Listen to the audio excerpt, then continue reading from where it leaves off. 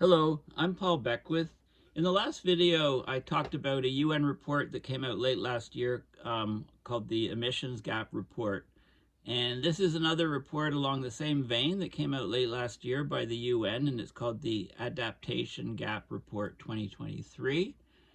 So the title of the report is Underfinanced, Underprepared.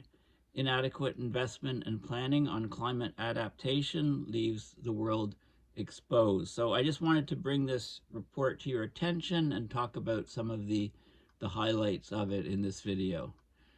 So basically, they start off with there's a huge author list in these things. These are put together by scientists and experts and other people, in various NGOs and different environmental groups, and it follows the sort of format of other UN reports. So it has a glossary. So we're talking about adaptation, and the way they define it is it's the process of adjustment to actual or expected climate and its effects.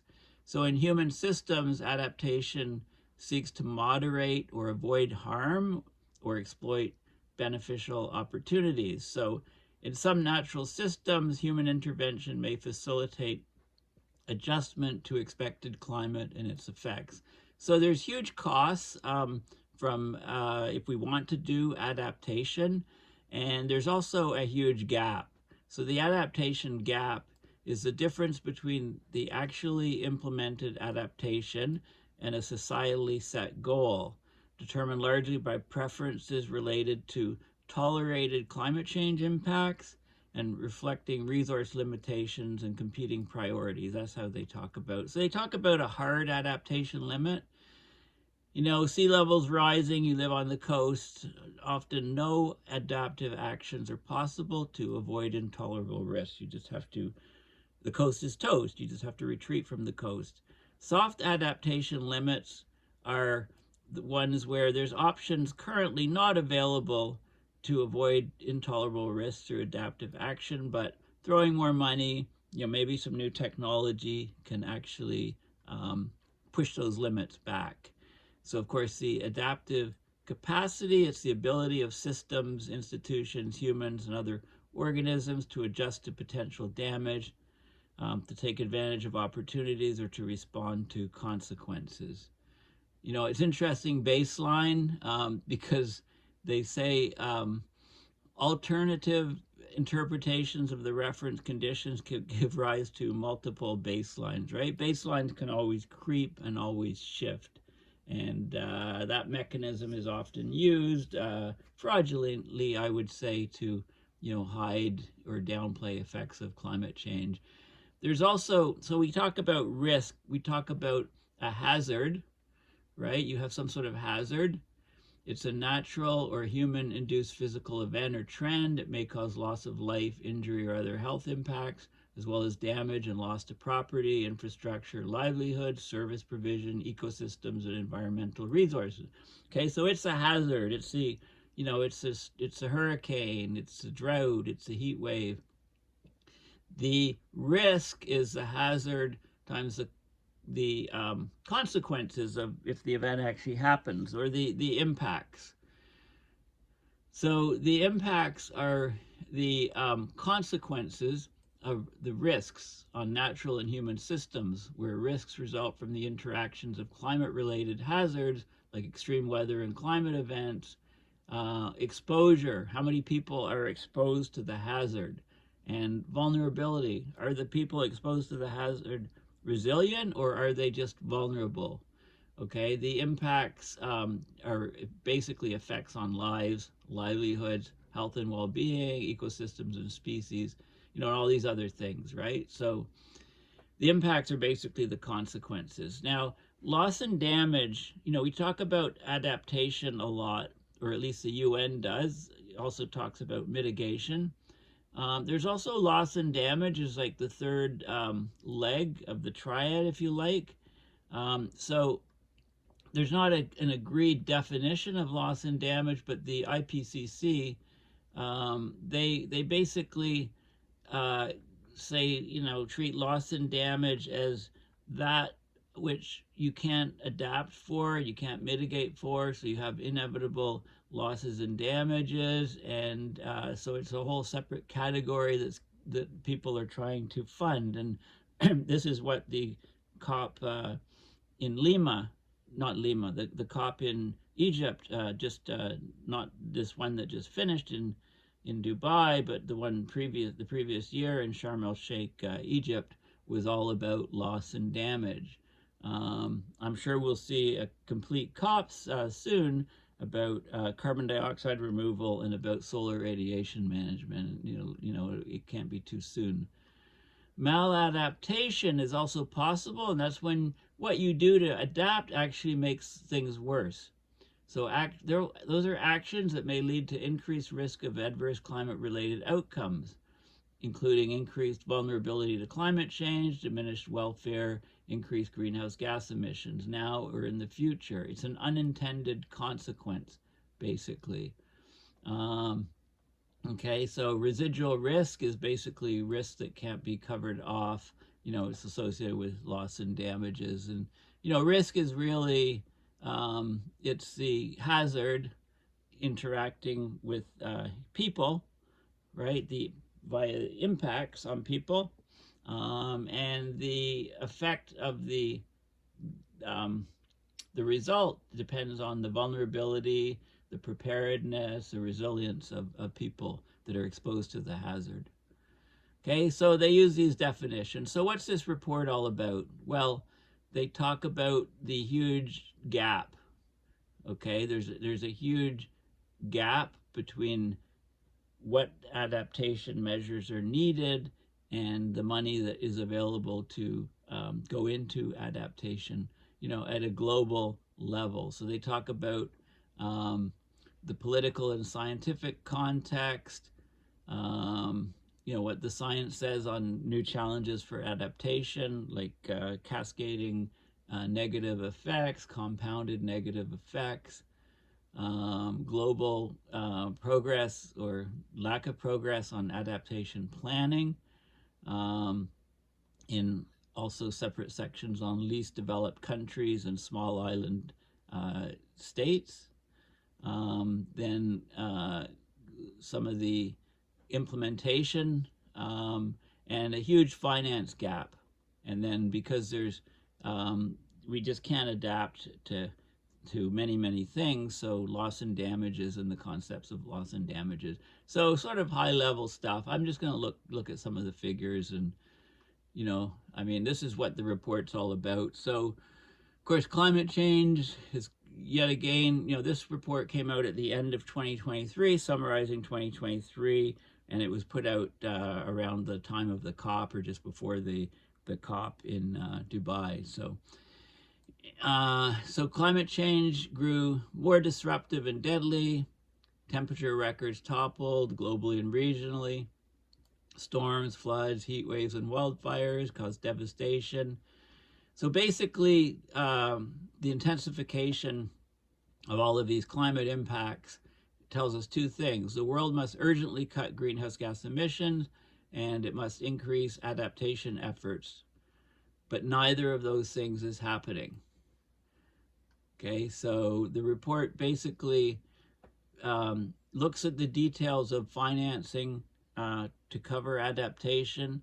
The adaptation finance gap now stands at US $194 to $366 billion per year. Okay, the adaptation finance needs in developing countries is likely to be 10 to 18 times as great as the finance flows, and that 10 to 18 times as great, that's over 50% higher than the previous range estimate in the report. These are annual reports, so in the report in 2022. New adaptation projects are being added more slowly, and the number of new national adaptation planning instruments is plateauing. Okay, so the finance gap basically is huge.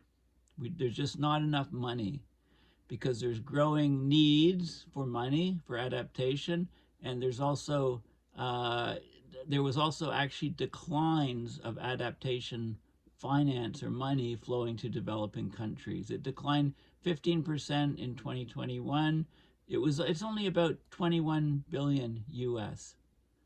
Okay, so the need is 387 billion US per year until 2030. So look at the gap. 387 minus, that's what's needed. What's provided is 21 billion. The gap, the deficit is 366 billion a year, as much as 366 billion a year. Okay, so basically, this is another wake-up call by the UN saying, people are suffering and there's nowhere near enough money going to it. Okay, so this is the main conclusion. I'll just read this, it's quite important. Despite the clear signs of accelerating climate risks and impacts worldwide, the adaptation finance gap is widening and now stands at between US 194 billion and US 366 billion per year. The needs for adaptation finance are 10 to 18 times as large as the money provided. And the needs are at least 50% higher than previously estimated just a year ago in the previous UN adaptation report. Okay, 1 out of 6 countries still does not have a national adaptation planning instrument.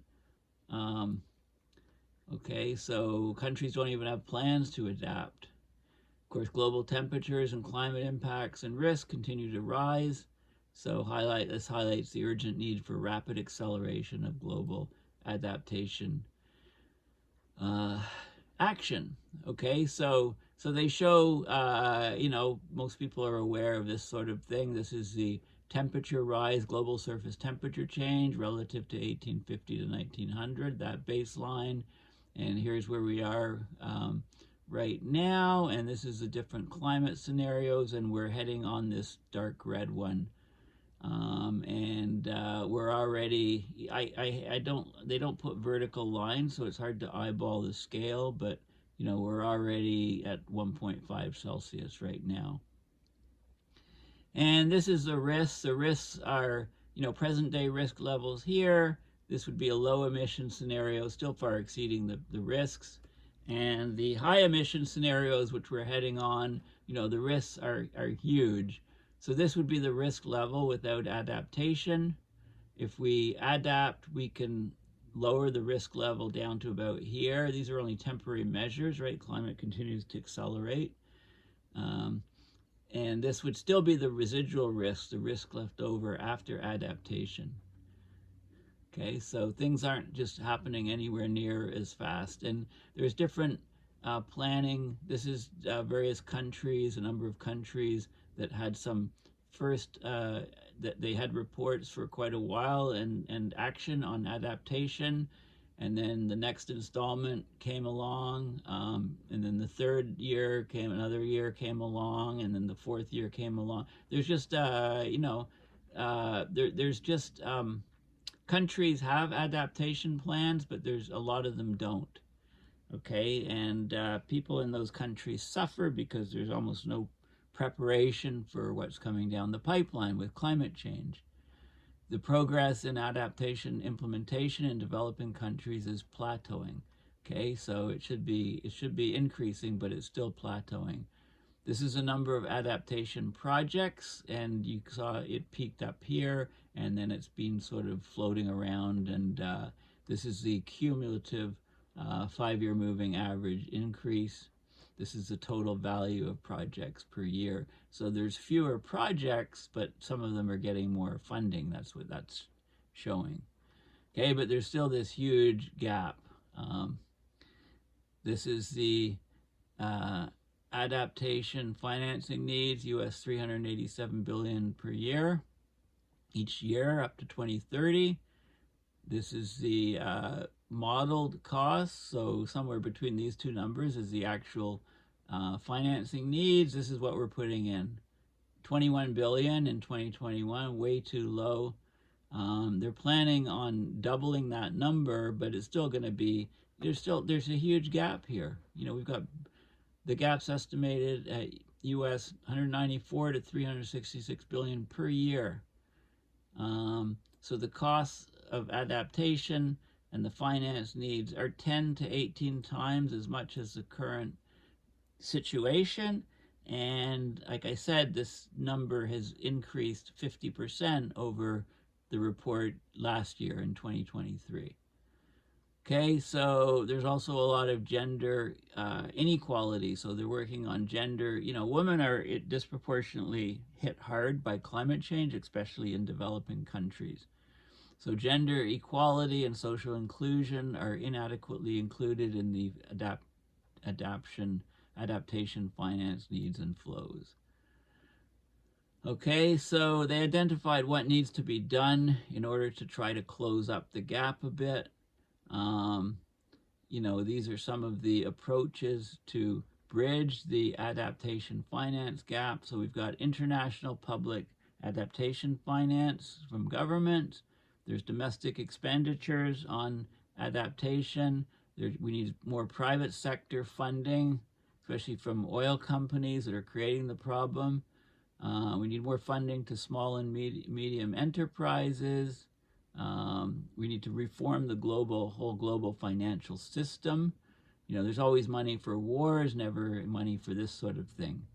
And there's some other approaches talked about. So let's just look at the figures. So this is interesting. This is averting, minimizing, and addressing losses and damages. So we've got mitigation to try to avert loss and damage, to reduce emissions. It reduces risk.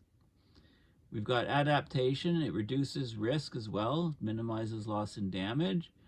Then what's left over is residual risk, which we can't do much about. So we need to have better social protection from insurance and contingency funds to cover this sort of risk. And the driving force creating all of this problem is climate change events.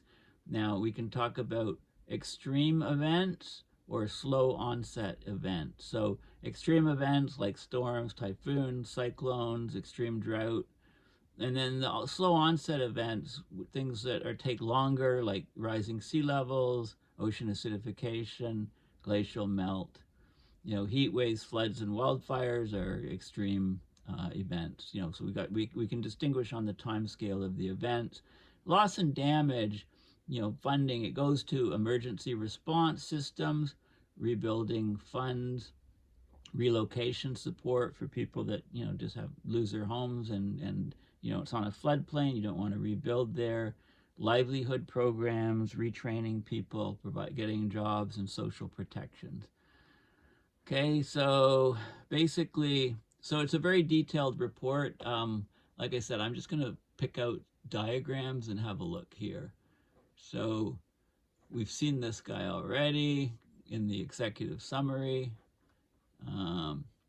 There's cascading impacts, right? One impact happens and another one happens and another one happens. So they give a case study of Pakistan. So over the past 30 years, there's been an increasing frequency, scale, and magnitude of climate extremes, causing significant loss of life, triggering a reversal of development gains. The compounding effects of the climate crisis mean that for each climate disaster which occurs, the window to build back is getting smaller and smaller, and people fall into the poverty trap. And eventually they just can't keep up, and all the infrastructure is trashed, basically, and people lead very, very tough lives. Okay, so the adverse and cascading impacts of disasters have eroded livelihoods and coping capacities. Now, remember, this is a nuclear armed country, and it's, the conflict with India is always simmering. Okay, let's just go down here. So this is on global progress on adaptation planning.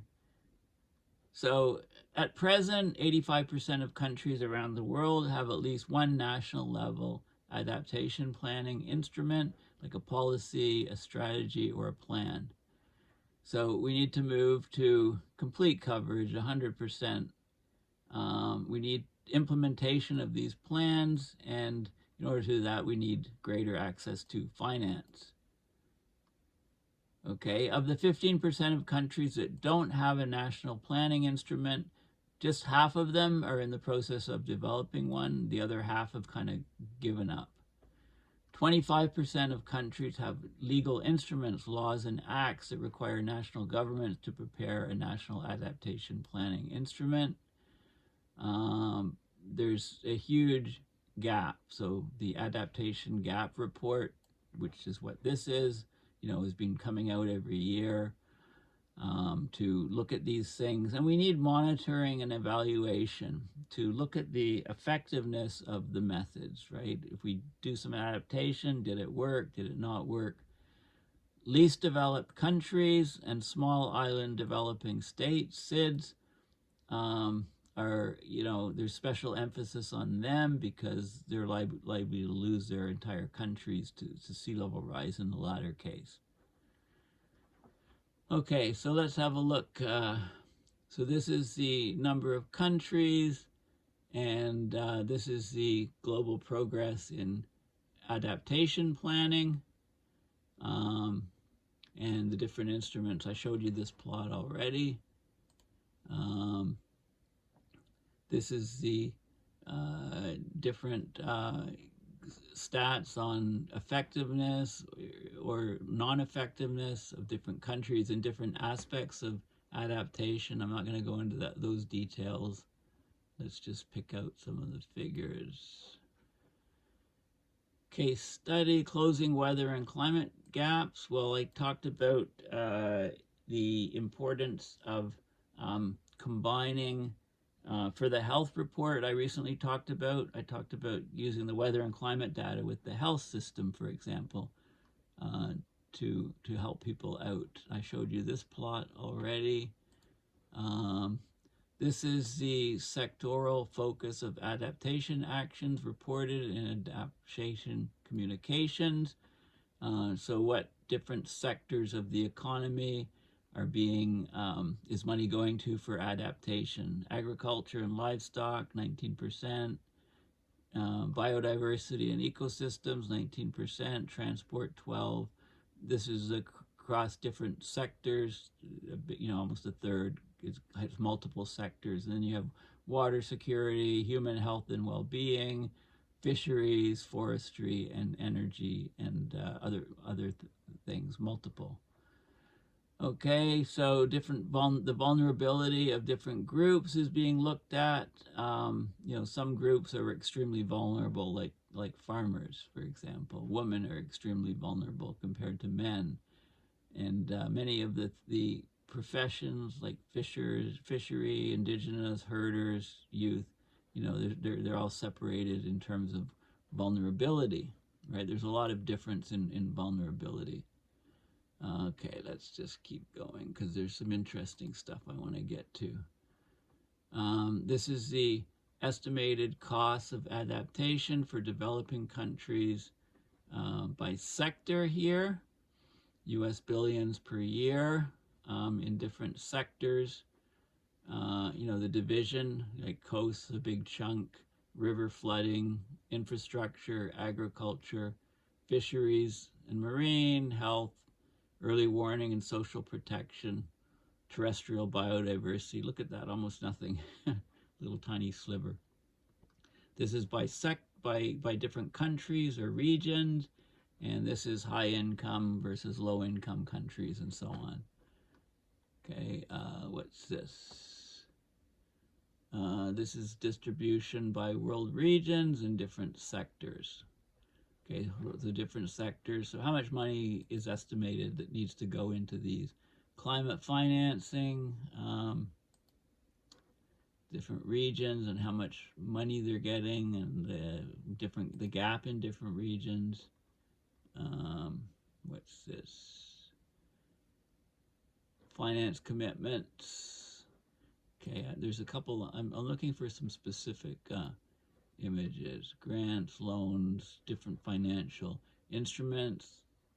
whether you lend the money or give the money, don't expect it back. Right, lots of stuff in here, but I'm looking for some specific things here. I think it's I think we're getting close. Okay, I showed you this plot. Yeah, this is what I wanted to show you here. This is what I was looking for. This is an interesting figure. So this is showing you the emergence of the loss and damage in, the loss and damage area in the climate negotiations. So the COPs. So COP 13, 2007, Bali was the first consideration of the means to address loss and damage. It was launched. COP 16 in Cancun, there was a work program on loss and damage established, 2010. COP 18 Doha, work program concluded. A role of COP in addressing loss and damage was agreed upon.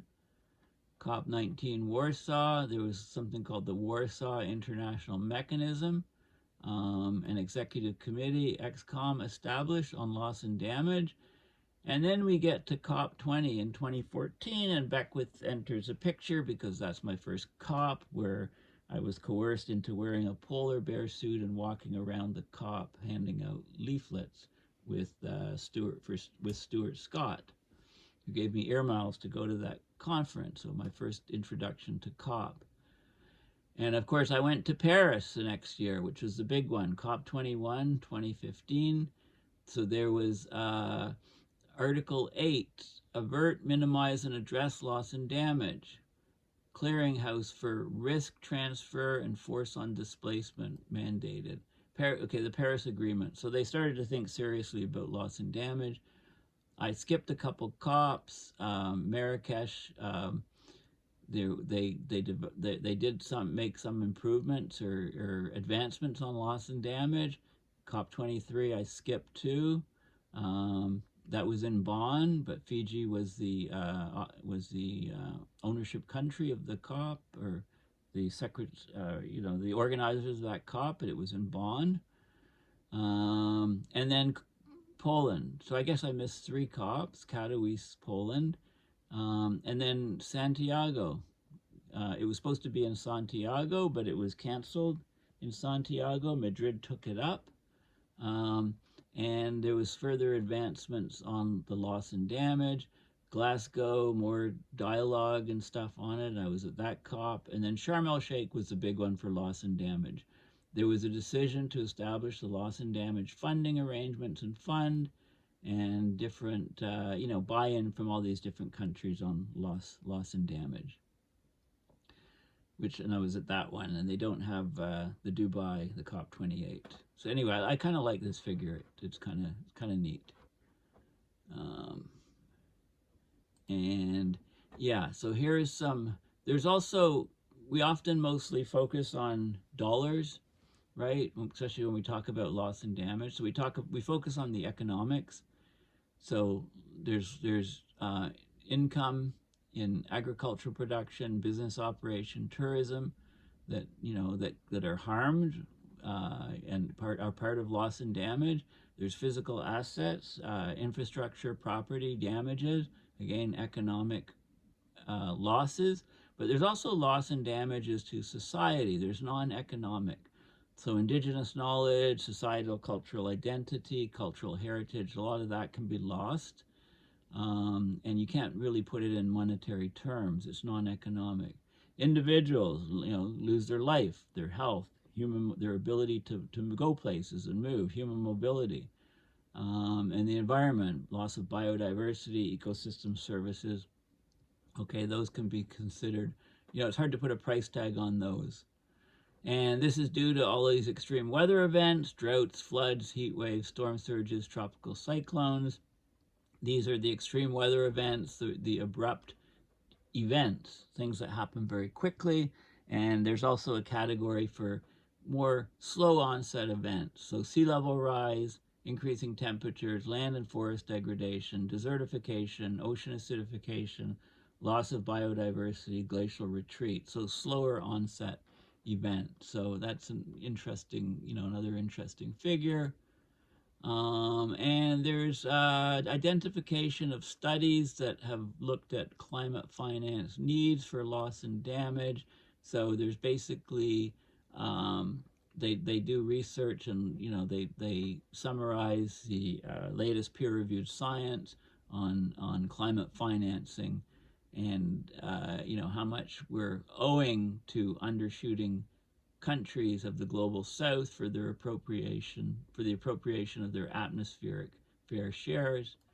Basically the global south has huge losses, the global north needs to pay up, and this is the sort of numbers we're talking about overall. And there's other papers as well that are referenced. So that's and basically I think that's about it. Yeah, references, many pages of references. So anyway, if you weren't aware of this report, you are now. If you want to know more about adaptation, what different countries are doing, how much money is needed, and how much money is actually provided by countries around the world, it's all in here. And basically, there's nowhere near enough funding to cover things. There's huge gaps in financing and for adaptation. Okay, so anyway, interesting report, open source. I'll put the link in and some quotes from the article in the description on this video. Thanks for listening. Please consider going to my website, paulbeckwith.net, and donating to PayPal to support my research and videos. Thanks again, and bye for now.